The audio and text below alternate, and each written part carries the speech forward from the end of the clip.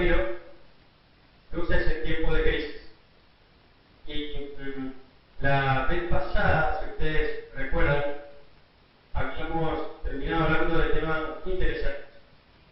Ayer escuchaba a un profesor universitario de Estados Unidos que decía que si los extraterrestres vinieran a una tierra luego de destrucción y encontraran alguna construcción medieval, y supieran los medios que había en esa época, se darían cuenta de que el efecto era mucho mayor que la causa.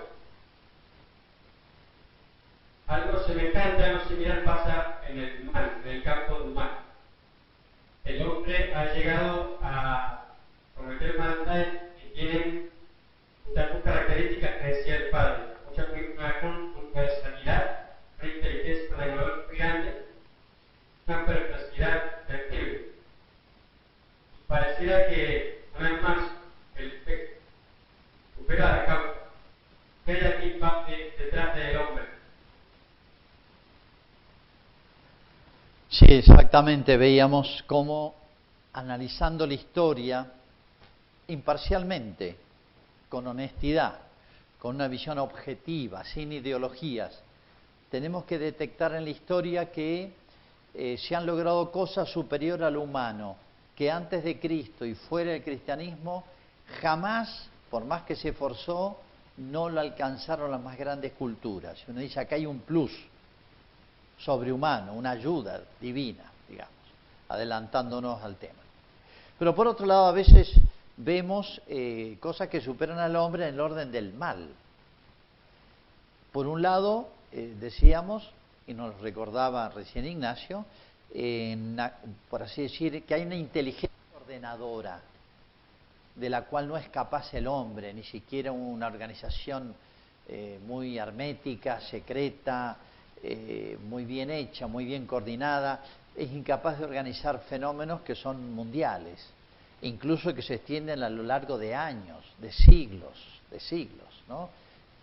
Uno se analiza lo que llamamos la revolución moderna, que empieza en el siglo ya XV, XIV antes, ha dado grandes etapas y parece que esto estuviera todo organizado, tiene una coherencia, tiene una inteligibilidad, algo que la inteligencia percibe, un orden. Uno dice, si hay orden, hay un ordenador.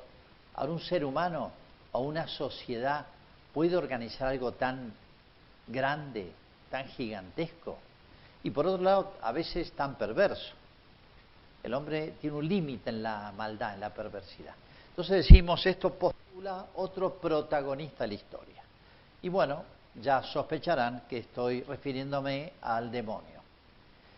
El tema del demonio es complejo, no vamos a hacer toda la teología del demonio ahora, pero sí decir que el tema del mal o del malo ya es un tema que todas las culturas paganas, las religiones paganas, y cuando digo paganas digo antes de Cristo y fuera de Cristo, sea en América, en Asia, etcétera, siempre tuvieron presente, no sabían definirlo a ese personaje malo, ni sabían exactamente hasta dónde podía lograr cosas sobre el hombre, sobre la naturaleza, ni cómo contrarrestarlo. No sabían si tratarlo bien o mal. Bueno, es un tema que quedó en una nebulosa en el paganismo. Lo aclaró el cristianismo, entre tantos temas. Para hacer una referencia rápida, el tema está claro en el Génesis, en ese cuentito, digamos, historia, ese cuento que es historia, donde habla de cómo el demonio tienta a Adán y Eva y las consecuencias del pecado, etcétera. Bueno, es muy interesante el libro de Job. Ahí está teatralizado un poco la relación entre Dios y el demonio. El demonio ve que Job es una persona tan recta y le va tan bien, y se le acerca a Dios a decirle, él es buen hijo tuyo, es muy fiel, un hombre religioso, pero porque le va bien, porque lo bendecí en esta tierra. Déjame que lo pruebe. Y Dios le da permiso, y lo tienta, lo prueba a Job. Y ahí uno ve todo lo que el demonio puede hacer. Bueno, si queremos ir al Nuevo Testamento y vamos a encontrar toda la teología del demonio, todos los libros del Nuevo Testamento. Pero bueno, vamos a resumirlos. ¿Qué puede hacer el demonio? El demonio puede obrar sobre las cosas materiales. San Pablo dice que el mundo, después del pecado, quedó sometido a la vanidad. Es una traducción a veces que de la lengua griega original de San Pablo al castellano, por ahí uno dice la vanidad. ¿Qué significa eso? Estrictamente, más o menos sería esto. El mundo, el cosmos, digamos hoy, la naturaleza, quedó como entontecida, como desordenada, insensata, algo así. La vanidad significa como una insensatez. El hombre perdió señorío sobre la naturaleza y la naturaleza quedó como dispersa. Por eso cuando viene Cristo, dice San Pablo, Él recapitula. Y cuando venga la restauración final, habrá cielo nuevo y tierra nueva, habrá una regeneración. O sea, la naturaleza misma también va a volver a su verdadero orden. Bueno, el demonio puede obrar sobre la naturaleza, sí. Por ejemplo, en el libro de Job, le manda a los empleados de Job, por ahí le manda a caer fuego del cielo, después le manda un viento, una especie de terremoto, le hace caer la casa encima de los hijos. Una vez que maneja la naturaleza, el demonio. ¿Puede manejar la naturaleza? Sí, mientras Dios se lo permita, pero eso es otro tema. ¿Puede obrar sobre el cuerpo del hombre? Sí. Lean el Nuevo Testamento, aparece muchísimas veces el caso de los posesos, a quienes Jesús expulsa. Pero lo peor del demonio es que puede obrar sobre las libertades humanas, y es lo que se llama tentación. Es un tema muy conocido por todos y es lo más perverso que puede hacer el demonio. Lo llama la tentación. Es obrar sobre la libertad del hombre, no condicionando ni anulando la libertad, pero sí tentar es proponer, sugerir, proponer a la libertad algo atractivo, algo fascinante, que en el fondo es mentira, ¿no? Este tema viene muy desarrollado en el Nuevo Testamento, pero vamos a dar como 3 características del demonio que hablan de su naturaleza, de su obrar y de su capacidad de influir. Por un lado, San Pablo lo llama Dominus Mortis al demonio. Dominus Mortis, Señor de la muerte. Todo lo que tenga que ver con la muerte tiene que ver con él. La muerte del cuerpo, sabemos que la muerte entró por el pecado y el pecado entró por la tentación del demonio. De manera que entró la muerte en el mundo justamente por la tentación del demonio, es lo que quería. Por eso hoy aparecen en muchos lugares la calavera con las tibias, el viejo signo de los piratas, pero apareció muy vinculado en la década del 70, por ahí, de la rebelión juvenil, muy vinculado a ciertos grupos de rock pesado o ciertas bandas, esas bandas urbanas. Y lo veo en las remeras de los chicos, el signo de la muerte. Es un signo del demonio. Es un signo tremendo. Es antinatural. El ser humano anhela la vida. Hasta los animales y hasta las plantas tienen instinto de conservación, que no es otra cosa que instinto de vivir. La muerte es contrario al orden natural más profundo del hombre. La muerte física, ¿no? Contrario al orden natural. Es del demonio, que siempre va contra la naturaleza, contra la obra de Dios. Pero peor es todavía la capacidad de matar el alma a través del pecado. Ya sabemos muy bien que el pecado mortal se llama así porque es la muerte del alma. Y el infierno es la muerte segunda, la muerte eterna. Se está siempre muriendo sin morir, como dicen algunos doctores y padres de la Iglesia. Bueno, Dominus Mortis. En la Escritura también se lo llama mentiroso y padre de la mentira. Mentiroso y padre de la mentira. Por eso no es simplemente la mentira clásica nuestra, mentira piadosa, mentira no piadosa, dije lo contrario a la verdad, sino que hay una mentira más profunda, es mentirle al hombre sobre quién es él, sobre quién es el hombre. Entonces, mentirnos sobre la naturaleza humana, sobre la naturaleza de la sociedad, sobre las leyes morales, sobre todo, esa es la obra maestra del demonio. Hoy podemos ponerle un nombre a esta gran mentira organizada, sistemática, genial. Ideología se llama. Hay muchas ideologías. Toda la ideología es como una gran construcción mental separada de la realidad hecha por Dios, falsa, pero que esa idea o ese conjunto, ese sistema de pensamiento que aparentemente tiene mucha coherencia, está reñida con la realidad.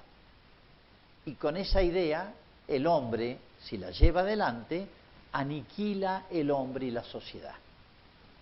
Creo que de hablarles de la experiencia marxista-leninista en la Unión Soviética o en Cuba o en Venezuela o en nuestro país, creo que sería suficiente para mostrarles cómo esa idea o ese conjunto de ideas o ese sistema ideológico es puramente ficticio, separado, no nace de la realidad, de conocer la realidad, sino creada por el hombre, pero por el hombre ayudado por una inteligencia perversa y mentirosa. Creo que la ideología, entendiendo bien lo que es uno de los ejemplos más claros de la obra del mentiroso y padre de la mentira. Mentir sobre el hombre, mentir sobre Dios, mentir sobre la familia, mentir sobre la sexualidad, mentir sobre la sociedad, mentir sobre todo. Cómo se ha distorsionado hoy el lenguaje. Ya no sabe qué quieren significar las palabras, ¿no? Cómo hay una manipulación de las palabras. ¿Quién puede hacer eso sino el padre de la mentira? El que es contrario a la verdad. Dios es la verdad. Dominus mortis, mentiroso y padre de la mentira. Y para mostrar el influjo sobre nosotros, Jesús lo llamó, con toda su autoridad y su señorío, lo llamó príncipe de este mundo. Príncipe. Príncipe significa que tiene una cierta capacidad de gobierno, gestión, podemos decir. Príncipe, porque es una palabra de la época, pero que gobierna efectivamente, o sea, maneja. Tiene sus súbditos, tiene su público. Obviamente Cristo es el Rey de Reyes y Señor de los Señores, pero ya veremos ese tema. ¿Qué significa cuando Jesús le dice príncipe? Tengan cuidado, porque el demonio capitaliza, o sea, se convierte en cabeza de aquellos que de alguna manera puede manejar. Y es un maestro manejando voluntades, o yo diría libertades humanas. Libertades humanas. Y si quieren un gran ejemplo de esta capacidad principesca de gobierno que tiene el demonio, la pasión de Cristo. ¿Quién puso en vinculación, quién coordinó tan genialmente las ambiciones de Pilato, el corrupto Herodes, el pueblo de Israel, la cobardía o no sé cómo llamarlo, la flojera de los apóstoles, también la flojera, la mediocridad de los discípulos, que eran muchísimos de Jesús? ¿Quién coordinó todo esto siendo que estaban todos peleados? Herodes con Pilato, el pueblo judío con ambos, todo esto que estaban descoordinados, hasta opuestos, alguien los organizó. Fíjense la ambición económica tal vez de Judas, la cobardía de San Pedro. ¿Quién los puso todo esto en orden y armó un complot contra Jesús?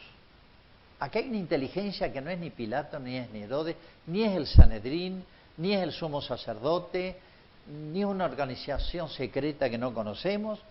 Acá hay inteligencia. Si hay un orden, hay una inteligencia ordenadora. Y si es un orden perverso, es el demonio. Por eso Cristo desarrolló toda la teología del mundo del mundo. Esto se llama el mundo. El demonio manejando los hombres se llama el mundo, no en el sentido del mundo creado por Dios, de las cosas que son buenas. Vio Dios lo que hacía y era bueno, sino se llama mundo al conjunto de hombres que por inspiración del demonio los coordina para hacer el mal, al que sea, difundir el mal, hacer ridículo el bien, hacer simpático el mal, darle eficacia, darle fuerza. Fíjense cómo se vio: esta es vuestra hora y el poder de las tinieblas, le dijo Cristo. Como diciendo, en esta hora, lo que van a ver ahora en mi pasión es el demonio, por permisión divina, que llega a una especie de culmen, a una especie de ápice, de culminación de su obrar, y lo que él ha creído que después iba a ser un triunfo, pero fue una derrota. Pero es donde se hizo muy visible el príncipe de este mundo. Fíjense que en la última cena es donde Jesús, lo cuenta San Juan, desarrolla toda la teología del mundo.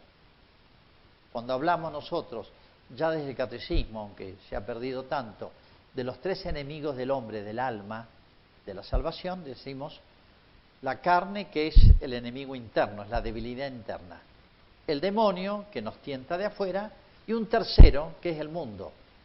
El mundo es el conjunto de los hombres, ese ambiente que crea el otro, malo, perverso, que hace odioso, ridículo el bien, la verdad, y facilita, hace simpático, fácil el obrar mal.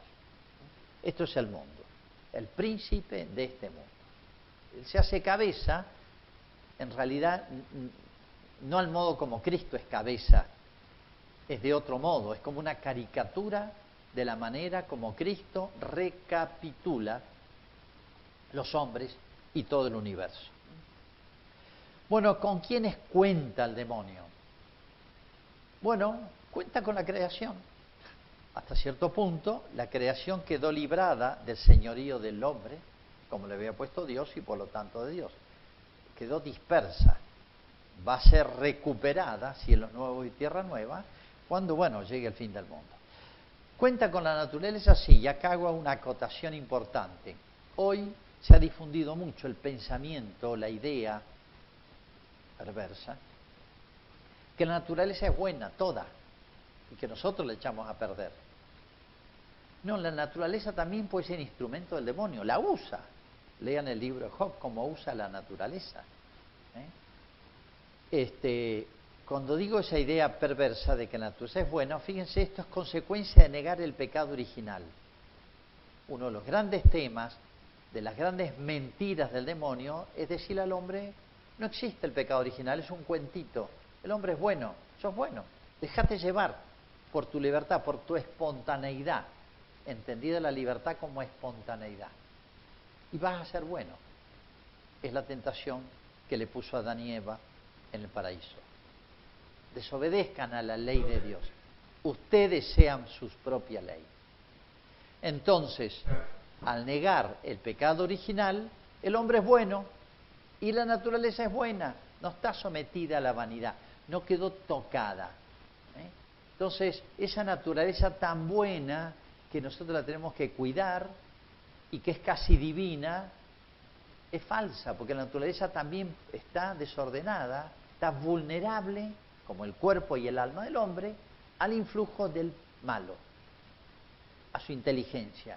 Por eso la usa. Lean el libro de Job, cómo manda tormentas, etc. Y la Iglesia, cuando tiene rogativas contra la piedra, contra los volcanes, contra las tormentas, contra las epidemias, siempre le pega al demonio, no a la naturaleza, sino a la naturaleza en cuanto que puede ser instrumento de esta inteligencia perversa que la apunta contra el hombre con permisión divina. Bueno, entonces la naturaleza también quedó sujeta a las consecuencias del pecado original. claro, La naturaleza humana. exactamente, si hasta el cuerpo del hombre quedó vulnerable al demonio, y no solamente al demonio, sino a la muerte, al dolor, al desorden de las pasiones.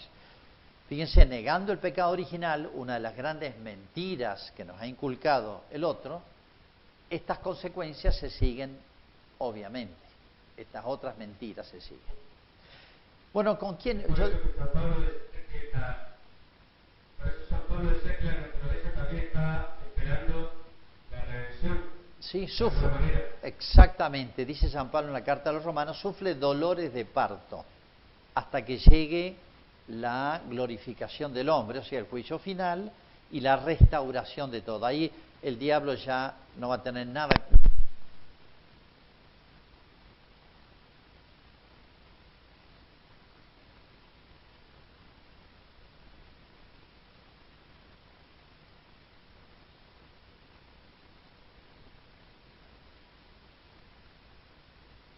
Las debilidades humanas. Hay distintas clases de pecados, todo un tema. Hay pecados de debilidad, pero que dejan más o menos libre la inteligencia. Entonces uno puede pensar, esto está bien o está mal, discernimiento de espíritus. Esto viene de Dios, esto viene del demonio. Bueno, pero cuando hay pecados en el hombre más graves, que se llaman pecados de malicia, que tocan más la inteligencia, y entre los pecados de malicia, los peores se llaman pecados contra el Espíritu Santo, de los cuales Cristo dijo no tienen perdón ni en esta vida ni en la otra, es cuando ya el hombre pecó con la inteligencia, que es la facultad, la potencia con la cual puede ver la voluntad de Dios, la ley de Dios, puede ver el bien y el mal, etc. Entonces ya queda el hombre, se puede decir, sin armas para defenderse del otro. Entonces es más dócil a las tentaciones, insinuaciones, tentaciones del otro. Entonces, en la medida en que los pecados se hacen más graves, de debilidad se convierten en pecados de malicia y contra el Espíritu Santo. Y cuando estos pecados se hacen culturales, se hacen sociales, son pecados de las naciones, es mucho más grave. ¿Por qué? Se puede decir, ya es toda una sociedad, por así decir, cómplice de esta rebeldía contra Dios. Entonces el demonio ahí tiene realmente un campo dócil para convertirse en príncipe, cabeza, y el mundo se hace, por así decir, me entenderán ustedes, más mundano. Entonces, redondeo para terminar el tema, hay otro protagonista de la historia, que los paganos advirtieron, pero lo veían detrás de una tormenta, detrás de una epidemia, detrás de una derrota contra el enemigo, pero no sabían cómo ubicarlo. Nosotros sí, los cristianos sabemos bien. ¿Qué es lo que puede hacer? ¿Cuáles son los límites? Pero que está metido en la condición humana, está metido en la historia. En otras palabras, no se entendería la historia no solo sin la acción libre del hombre, sino sin la intromisión de este personaje oscuro, perverso e inteligente. Pero él tampoco tiene la última palabra. Hay alguien que, gracias a Dios, maneja todo el universo y coordina, por así decir, señorea sobre el hombre, sobre el malo. Obviamente estamos hablando de Dios, pero vamos a ver cómo opera Dios, cómo obra Dios teniendo en cuenta estos otros dos protagonistas. Si Dios quiere, será el tema del próximo encuentro. Hasta entonces. Bueno, Padre, muchísimas gracias por esta comunicación y el